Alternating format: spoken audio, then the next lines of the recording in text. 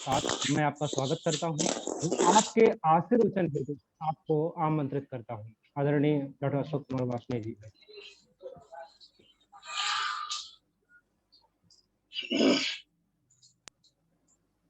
धन्यवाद अभिषेक जी। कार्यक्रम में उपस्थित आरोग्य भारती काशी प्रांत के अध्यक्ष डॉक्टर इंद्रनील बसु जी, हमारे तीनों सह सचिव डॉक्टर मीनाक्षी जी, डॉक्टर अवनीश जी, डॉक्टर अभिषेक जी, दूसरे वक्ता के रूप में डॉक्टर रुचि तिवारी जी, अभी शायद वो जुड़ने की प्रोसेस में है। अन्य डॉक्टर सीमा तिवारी जी, प्रतिभा यादव जी और हमारे पूर्वी उड़ीसा के प्रांत सचिव श्रीमान युधिष्ठिर नायक जी, अन्य विद्यार्थी बहनें और अन्य महिलाएं, सभी को नमस्कार।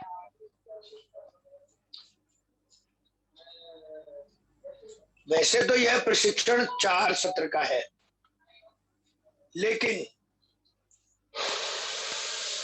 इसमें से बहुत सारे विषय हमको मालूम है क्योंकि हम आरोग्य भारती के साथ जुड़े हुए हैं। उस तरह के विषय हमारे सामने आते रहते हैं और इसलिए आज यहाँ पर छात्राएं और महिलाएं, अपेक्षा ऐसी है कि वे आरोग्य भारती से जुड़े होने के कारण इन विषयों के जानकार तो हैं, लेकिन उनको जब स्वयं प्रशिक्षण देने जाना होगा तो क्या क्या बिंदु बताना, कैसे बताना, कितना बताना, यह हमको जानकारी रहनी चाहिए। और वास्तव में आज का यह जो वेबिनार है, यह है ही इसीलिए। जैसा मैंने कहा कि वहां तो 4 सत्र होने वाले हैं, 4 सत्रों का पाठ्यक्रम भी निर्धारित है। जो नोट कर रहे वे नोट करते रह सकते हैं। पहले सत्र में कोरोना के लक्षण की जानकारी है, गंभीर लक्षण कब होंगे और क्या क्या सामान्य जानकारी है, यह एक पहले सत्र में आने वाला है। दूसरे सत्र में कैसे तापमान लेना, कैसे भाप लेना, कैसे प्रोन पोजीशन में जाना, इन सब के बारे में प्रशिक्षण है। फिर अगर बीमार होने लगे तो घरेलू उपचार का कैसे उपयोग करना, औषधीय पौधों का कैसे उपयोग करना, यह भी इस सत्र में आएगा। तीसरे सत्र में आता है आहार विहार और उससे कुछ जुड़ी चीजें, जल है, रेशेदार भोजन है, औषधीय पौधे हैं, योगासन प्राणायाम है। और इसी में अगर कोई बीमार हो गया तो होम आइसोलेशन की व्यवस्था है। चौथे सत्र में आएगा वैक्सीन से जुड़ी हुई चीजें, उनकी जानकारी, उनके बारे में अलग अलग प्रकार के प्रश्न जो जन सामान्य के मन में उठते हैं वे भी, और कुछ अन्य जिज्ञासाएं हो सकती हैं वे उसमें आएंगी। तो ऐसे ये 4 सत्र का पूरा पाठ्यक्रम है। जैसा मैंने कहा कि हम सभी आरोग्य भारती से जुड़े हैं और हमको कुल मिला के जानकारी है कि क्या क्या चीज होनी चाहिए। बस मैं केवल इतना ही बताऊंगा कि किन पहलुओं की ओर हमको ध्यान आकृष्ट करना है, किन को हम छोड़ सकते हैं। और यह काम मैं एक आगे आने वाले 30-35 मिनट में पूरा कर दूंगा। इसमें से मैं जो वैक्सीन से जुड़ा हुआ पार्ट है वो मैं छोड़ दूंगा, वो डॉक्टर इंद्रनील जी बताने वाले हैं। महिला और बच्चों से जुड़ी कुछ चीजें हैं वो डॉक्टर रुचि जी बताएंगी। शेष अधिकांश जानकारी मैं कवर करने की कोशिश करता हूं। और इसीलिए मैं संक्षेप में करूंगा। हम जानते हैं कि विगत 17 माह से कोरोना का कालखंड चल रहा है और इस 17 माह में हमने अलग अलग प्रकार का स्वरूप भी देखा है। हमारे ध्यान में आया होगा कि जब मार्च 20 में ये शुरू हुआ तो उस समय पर सब लोगों ने तो जो निर्देश सरकार ने दिए और आयुष मंत्रालय ने जो एडवाइजरी जारी की, सबने उसका पालन किया और इस कारण से भारत एक मोस्ट डेंसली पॉपुलेटेड कंट्री, आबादी का घनत्व जहां पर बहुत ज्यादा है, होने के बावजूद भी जिन देशों की आबादी भारत की तुलना में 40% 50% है, वहां की भी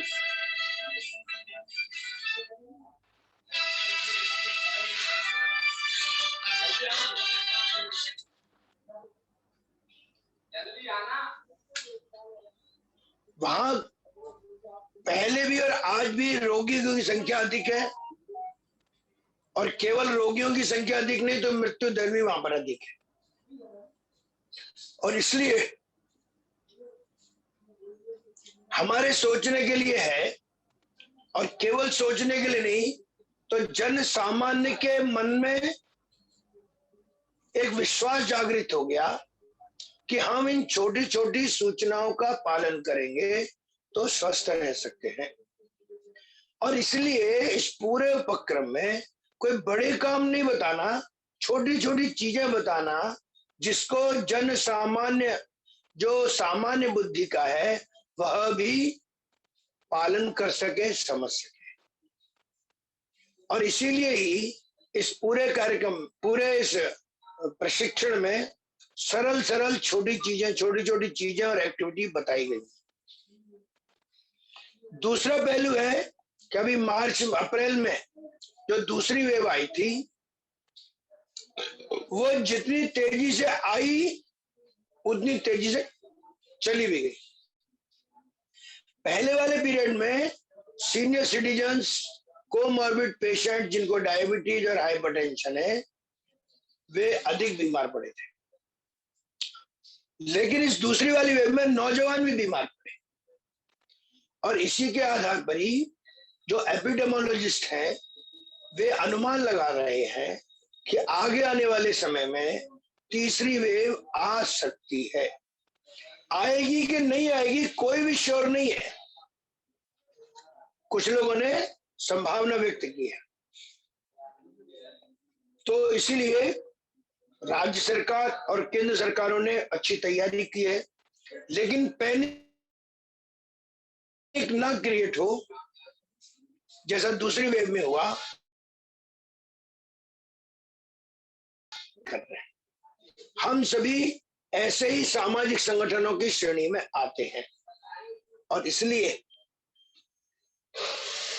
हमारे विचार करने के लिए है कि हम कैसे इससे आगे निकल पाए। इसमें एक बात ध्यान रखने के लिए है कि जो संभावना व्यक्त की गई है उसके अनुसार बच्चे अधिक प्रभावित होंगे, ग्रामीण क्षेत्र में फैलेगी और महिलाओं, बच्चों की एक विशेषता होती है, छोटे बच्चे से लेकर किशोर आयु तक के, कि अगर वे स्वस्थ हैं, खेल रहे हैं, कूद रहे हैं तो बहुत समस्या नहीं होती, बिना माता पिता के भी थोड़ी बहुत देर इधर उधर रह लेते।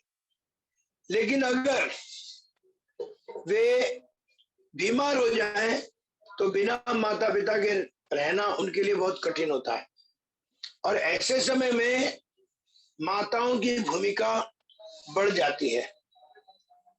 इसी को ध्यान में रखकर यह मॉड्यूल तैयार किया गया है। एक पहलू और ध्यान करने के लिए है कि इस पूरे 17 माह में सर्वाधिक जिस विषय की चर्चा हुई वह है इम्यूनिटी, शरीर की रोग प्रतिरोधक क्षमता।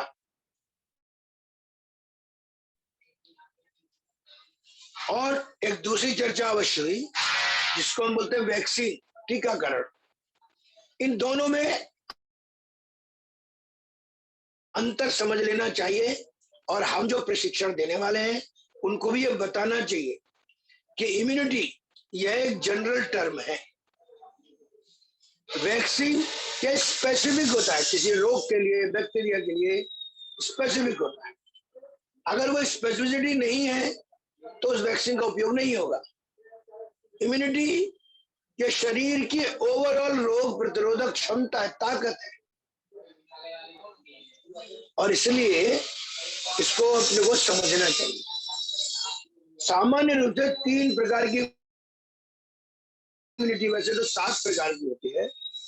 एक है जो हम हर बच्चे को जन्मजात मिलती है, माता पिता से मिलती है। इसको बोलते हैं हम इन्नेट इम्यूनिटी या सहज बल। माता पिता में जैसी इम्यूनिटी होगी, कम है तो कम आएगी, अधिक है तो अधिक है। दूसरा है कालज बल, अडेप्टिव इम्यूनिटी।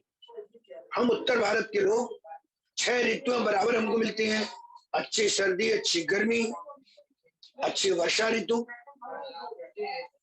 और इसमें हमको विधिवत रहने का अभ्यास है। गर्मी में भी अच्छी तरह से रहते हैं हम, जाड़े में भी अच्छी तरह से रहते हैं, वर्षा ऋतु में भी रह लेते हैं। और इसलिए यह आवश्यक है कि हम अपने को उस मौसम से एक्सपोज करेंगे तो इम्यूनिटी अच्छी रहेगी।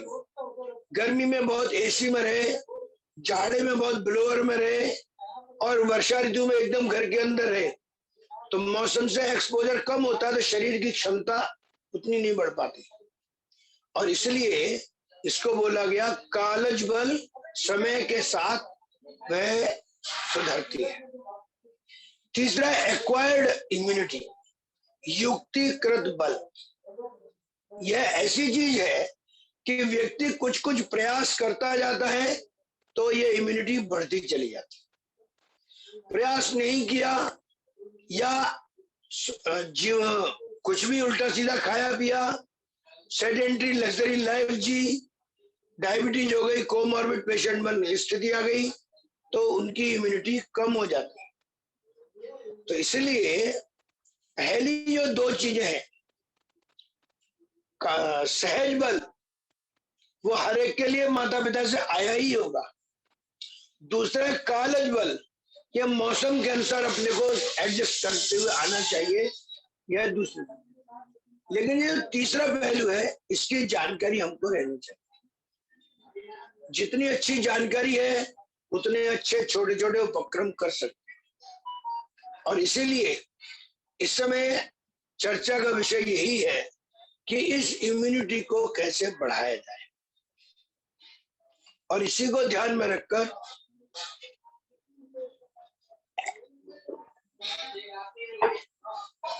कुछ चीजें तय हुई, कुछ के बारे में मैं थोड़ा ज्यादा जानकारी दूंगा, कुछ के बारे में कम दूंगा। पहली चीज है प्रकृति आधारित दिनचर्या, कि प्रकृति सूर्योदय के पहले उठना, सूर्यास्त के समय या सोने के 2-2.5 घंटे पहले रात्रि का भोजन कर लेना, उठ करके थोड़ा अधिक पानी पीना, 2 भोजन में 4 घंटे का अंतर रखना, विरुद्ध आहार की जानकारी होना, ऐसे कुछ पहलू हैं। पर्याप्त जल लेना थोड़ा थोड़ा करके, तो यह प्रकृति आधारित दिनचर्या, इसकी चर्चा मैं कम करूंगा जैसे मैंने बताया। लेकिन प्रकृति में कुछ ऐसी चीजें हैं कि जिन तत्वों की मनुष्य को जहां पर आवश्यकता होती है, प्रकृति ने उन तत्वों को उसी स्थान पर सब्जी, फल, पौधे के रूप में उपलब्ध कराया है। और इसलिए ऋतु के अनुसार पैदा होने वाली सब्जी फल का प्रयोग करना चाहिए। अभी वर्षा ऋतु है तो हरी सब्जियां इस समय है, कुछ फल भी है, जामुन भी है या आम भी है। अभी खरबूज तो नहीं आ रहा होगा, तरबूज भी शायद नहीं होगा, लेकिन ये दोनों चीजें हैं, इनका प्रयोग हमको करना चाहिए, कर सकते हैं। दूसरी चीज, हम दूसरे मौसम की वस्तु का प्रयोग तो कर सकते हैं,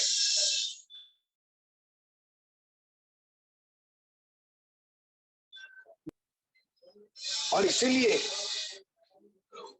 यथासंभव कोशिश करनी चाहिए कि हम जिस ऋतु में है उस ऋतु से जुड़ा सलाद, सब्जी, फल ये प्रयोग करें।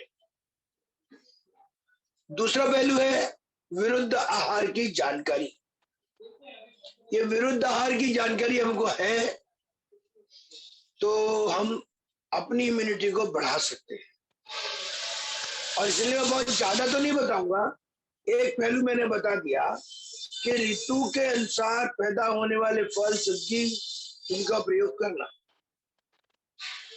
और हमारे स्थान पर जो चीज होती है उसका प्रयोग करना। अब खीरा है तो गर्मी में तो ठीक है, लेकिन जाड़े में प्रयोग करेंगे तो उचित नहीं। मटर है, गोभी है, आप जाड़े में प्रयोग करिए तो ठीक है, गर्मी में प्रयोग करेंगे तो ये उचित नहीं है। और इसीलिए इसको ध्यान में रखकर अपने को अपने आहार की व्यवस्था करनी चाहिए। बहुत अधिक गर्म भोजन नहीं, बहुत अधिक ठंडा भोजन नहीं, दोनों का ध्यान रखना यह आवश्यक है। एक साथ गर्म भोजन पर ठंडा पानी नहीं लेना, सामान्य पानी लेना या गर्म पानी लेना, इसको ध्यान में रखना चाहिए। दूध के साथ नमक वाली वस्तु या खट्टा फल या अचार ये नहीं लेना चाहिए, दूर रखना चाहिए। ऐसे कुछ चीजों का ध्यान में रखा। भूख है तो ही भोजन करना, भूख नहीं है तो भी हम खा रहे हैं, यह भी विरुद्ध आहार की श्रेणी में आ जाएगा। ताजा भोजन लेना, बासी भोजन नहीं लेना। रोजाना हमारी जो दिनचर्या है उसका पालन करना। अगर हम रोजाना सुबह 7 बजे भोजन ले रहे हैं, 9 बजे ले रहे हैं, तो उसको मेंटेन करने की कोशिश करना। हमने 9 बजे की जगह 12 बजे जलपान किया तो भूख खत्म हो जाएगी। और इसलिए समय पर जो आपकी समय सारणी बनाई है उसका पालन करें, इसको ध्यान में लेना चाहिए। और एक पहलू है शुद्ध जल। शहर में तो बड़े घरों में लोग आरओ वाटर लगा लेते हैं, कोई फिल्टर लगा लेते हैं, लेकिन ये आरओ और फिल्टर ग्रामीण क्षेत्र में उपलब्ध नहीं होता, और इसलिए ग्रामीण क्षेत्र के या सेवा बस्ती के लोगों को बताना पड़ता है कि वे क्या क्या कर सकते हैं। पानी को उबाल के ठंडा किया, ये सबसे अच्छा साधन है, हर व्यक्ति जानता है, हर व्यक्ति कर सकता है। लेकिन अगर वो व्यवस्था नहीं है तो फिटकरी का प्रयोग कर सकते हैं। एक फिटकरी का बड़ा टुकड़ा लेना, उसको धागे में बांधना, जिस पात्र में हमारा पीने का पानी है उसमें उसको 10-12 बार घुमाना धीमे धीमे, उसमें फिटकरी घुल जाएगी, और बाद में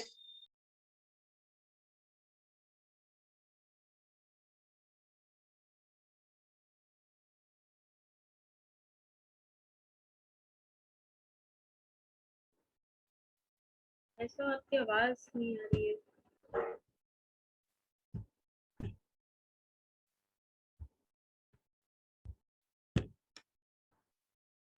उनको अनम्यूट करिए, भाई साहब म्यूट हो गए हैं।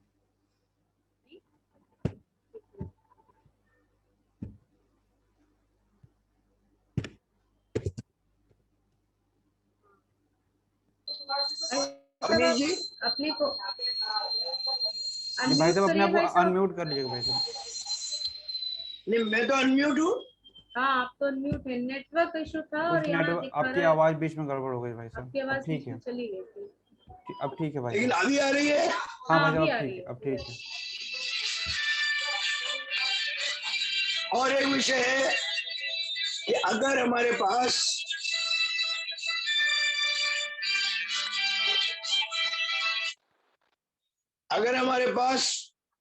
फिटकरी नहीं है तो हम शीशे की कुछ बोतलें इकट्ठी करके पानी भरकर, जो वो ऐसी बोतलें जो कलर्ड ना हो, क्लियर, उनको 8 घंटे धूप में रखना, तो हम देखेंगे कि 8 घंटे की कड़ी धूप में जो भी अशुद्धियां हैं वे उस बोतल में बैठ जाएंगी। कैलाश के निवासी नमो बार बार हो। में हमको पीने का पानी रखना है, उसमें छान लेना, तो बिना बिजली के, बिना पैसे के हमको शुद्ध पानी हर जगह उपलब्ध हो सकता है। और कुछ लोग अगर इच्छा करते हैं थोड़ा मेडिकेटेड पानी मिले, तो पानी में थोड़ी अजवाइन या जीरा कोई भी एक डालकर पानी को उबाल लीजिए।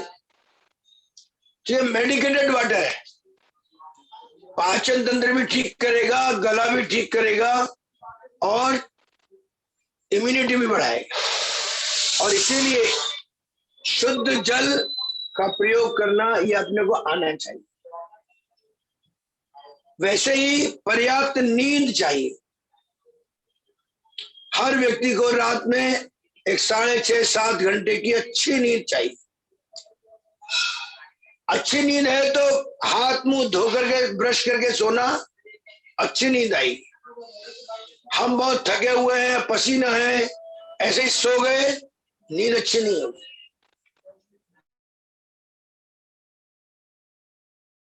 हम चाहे कम सोए चाहे ज्यादा, उठने के बाद अपने को फ्रेश लगना चाहिए। ये फ्रेश लगना ही इस बात का इंडिकेशन है कि हमको नींद अच्छी आई, वह पर्याप्त विश्राम मिल गया, शरीर को भी मस्तिष्क को भी यह रहना चाहिए। वैसे ही रेशेदार भोजन, फाइब्रस फूड, इसकी चिंता करना। आजकल लोग आधुनिकता की दौड़ में बारीक आटा, मैदे जैसा प्रयोग करते हैं, चावल भी पॉलिश्ड राइस प्रयोग करते हैं। उसके स्थान पर अगर हमने चोकर युक्त आटे का प्रयोग किया, या आटा पिसवा रहे थोड़ा सा मोटा पिसवा लिया, या बाजरा, मक्का, जौ या ज्वार ऐसे पदार्थों का उपयोग किया, तो ये फाइब्रस फूड है, पाचन शक्ति बढ़ाते भी हैं और पाचन शक्ति को ठीक भी करते हैं। तो इसका प्रयास हम करें तो अच्छा रहेगा। दूसरा विषय है फिजिकल और मेंटल एक्टिविटी। हर व्यक्ति को अपनी दिनचर्या में कुछ न कुछ शारीरिक व्यायाम करना ही चाहिए। समय कम है, हम सूर्य नमस्कार कर सकते हैं। महिलाएं हैं, कहते हैं कि महिलाएं अगर अपने आप घर का काम करें तो कुछ न कुछ व्यायाम तो ऐसे हो जाएगा। और इसलिए कुछ न कुछ व्यायाम, बच्चे हैं उनको खेलने के लिए छोड़िए। मैं देखता हूं बहुत से किशोर आयु के बच्चे बहुत जल्दी चश्मा लग जाता है। हम लोगों को चश्मा 50 साल के बाद लगा, लेकिन कुछ लोगों को देखता हूं कि यह चश्मा बहुत जल्दी लग जाता है। जब वो खेलना कूदना छोड़ देते हैं तो चश्मा लग जाता है। बच्चे खेलते कूदते रहेंगे, चश्मा दूर ही रहेगा बच्चों से। तो इसको ध्यान में रखें।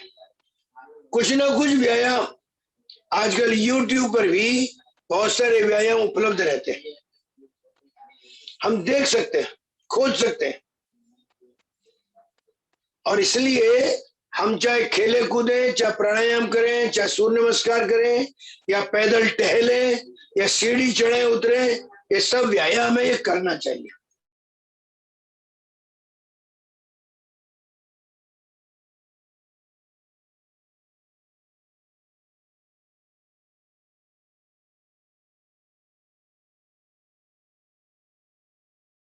केवल जो भी उनके घर में मंदिर है बस एक बार प्रणाम करना, 3 बार ओंकार करना, थोड़ी देर रुकना और अपने काम को चले जाना। यह भी मानसिक विकास है। जो अच्छा योगासन कर सकते हैं, प्राणायाम कर सकते हैं, मौन कर सकते हैं, जप कर सकते हैं, यह उनको करना चाहिए। वैसे ही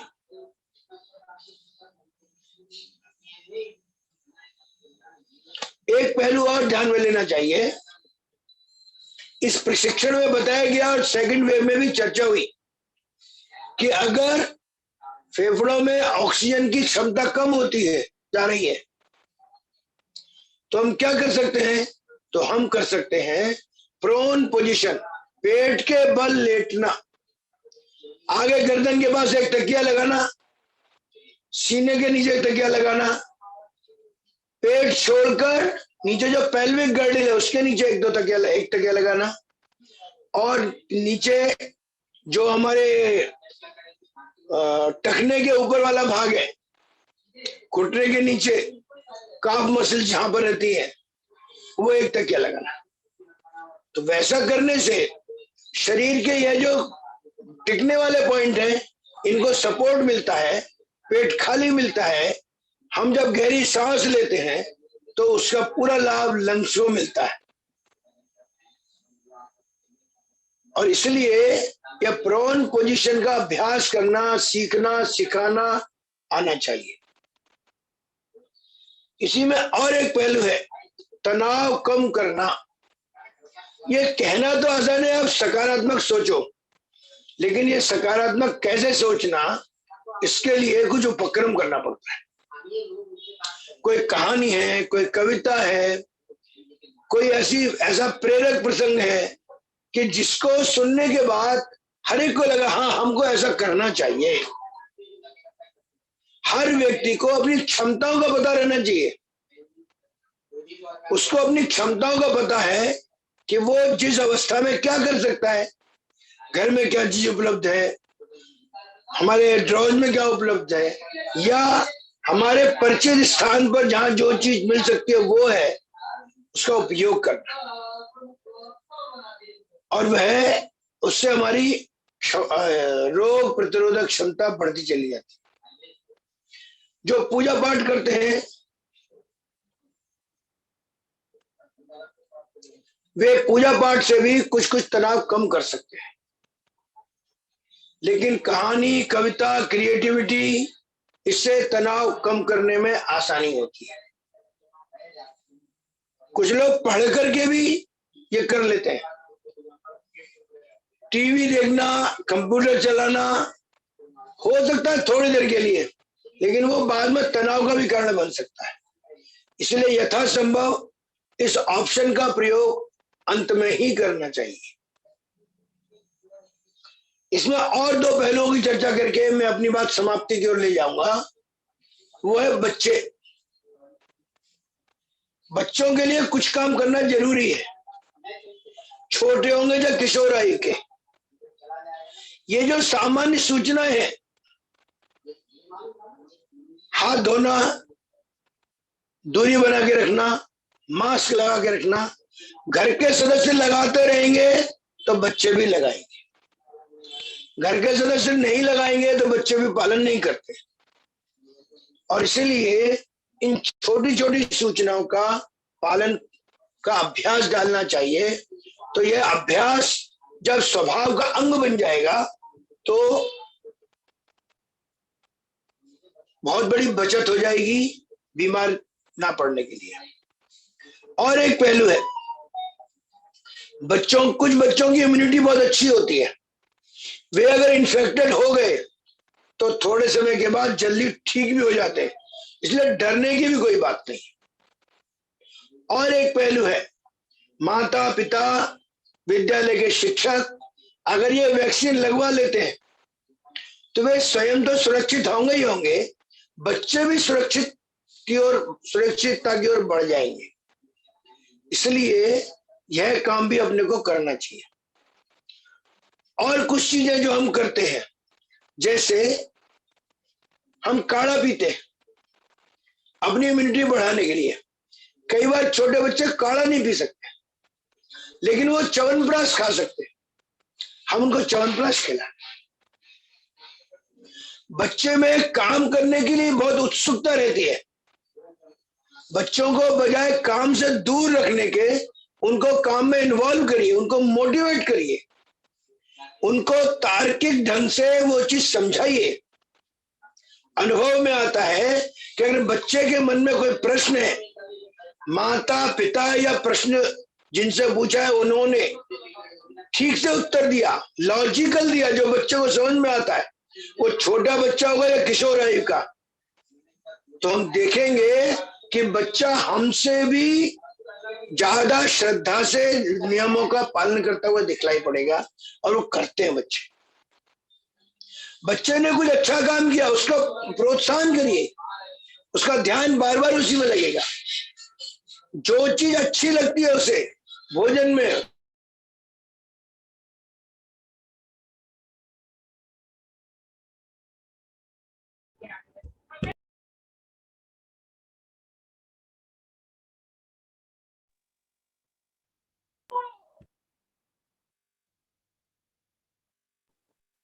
भाई साहब की आवाज फिर से नहीं आ रही है, मुझे लगता है कुछ नेटवर्क का विषय है इस कारण से।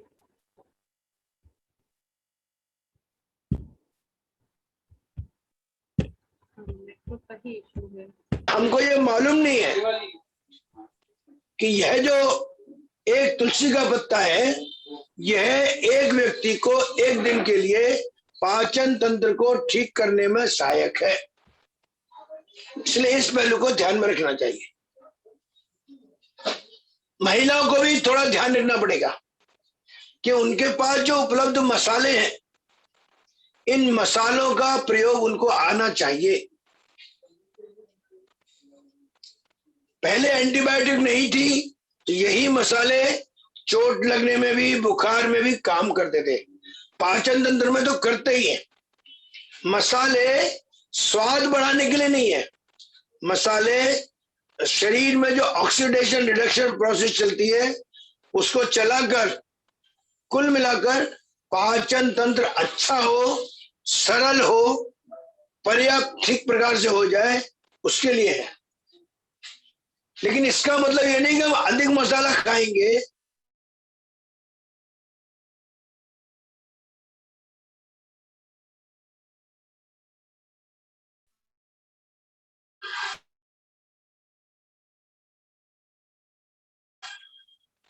तो ऐसे कुछ मसालों का प्रयोग ये अपने को आना चाहिए कि हम कैसे प्रयोग कर सकते हैं। तो कुल मिलाकर ऐसे छोटे बड़े काम पर्यावरण से जुड़े हुए और करने चाहिए।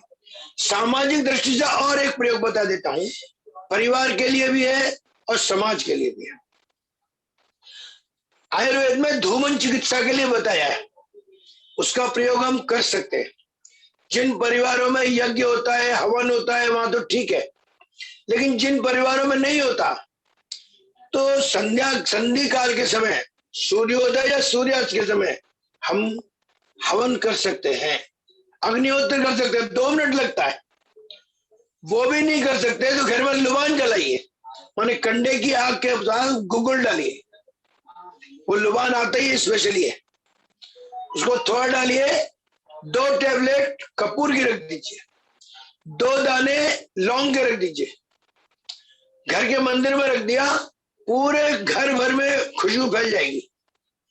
बैक्टीरिया भी नहीं, वायरस भी नहीं, मक्खी भी नहीं, और शरीर की रोग प्रतिरोधक क्षमता बढ़ाने में सहायक है। खुशबू भी आती है। और यही स्थिति शाम को भी करना, सूर्यास्त के समय, तो हम देखेंगे कि हमारी फीलिंग, हमको अच्छा महसूस होने लगेगा, ऑक्सीजन लेवल बढ़ जाता है। कई बार परिवारों के अंदर, कमरों के अंदर कुछ हरे भरे पौधे रख दिए छोटे छोटे, उनसे भी पॉजिटिविटी आ जाती है। तो ऐसे कुछ ना कुछ उपक्रम करते रहना चाहिए। और कुछ नहीं कर सकते तो घर के मंदिर में घी का दीपक जला सकते हैं। ये अखंड एक घी का दीपक इतनी ऊर्जा छोड़ेगा कि जितनी पूरे परिवार को आवश्यकता रहती है। और इसलिए यह धूमन चिकित्सा का काम भी अपने को आना चाहिए। यह भी कारीगर है और ऐसा हमने थोड़ा थोड़ा किया तो हम देखेंगे कि यह अभ्यास हमारे स्वभाव का अंग बनेगा। व्यक्ति स्वस्थ रहेगा तो परिवार भी स्वस्थ रहेगा। आरोग्य भारती में हम कहते हैं कि अगर एक पुरुष को हमने मोटिवेट किया तो एक व्यक्ति है, अगर एक महिला को मोटिवेट किया तो एक परिवार स्वस्थ रहता है। तो ऐसी छोटी छोटी चीजों का अभ्यास करते जाना तो हम देखेंगे कि जैसे अभी 17 माह में काम चल रहा है और हम स्वस्थ अनुभव करते हैं, वैसा ही आगे आने वाले समय में भी संभव होगा। और इस कारण से यह जो 4 सत्र का प्रशिक्षण है, यह हर व्यक्ति को काम में आने वाला उपक्रम है। हम सोचें, विचारें, पालन करें, स्वभाव का अंग बनाएं, साधना करें। इतना निवेदन करता हुआ अपनी बात समाप्त करता हूं। भारत माता की जय। बहुत बहुत धन्यवाद भाई साहब।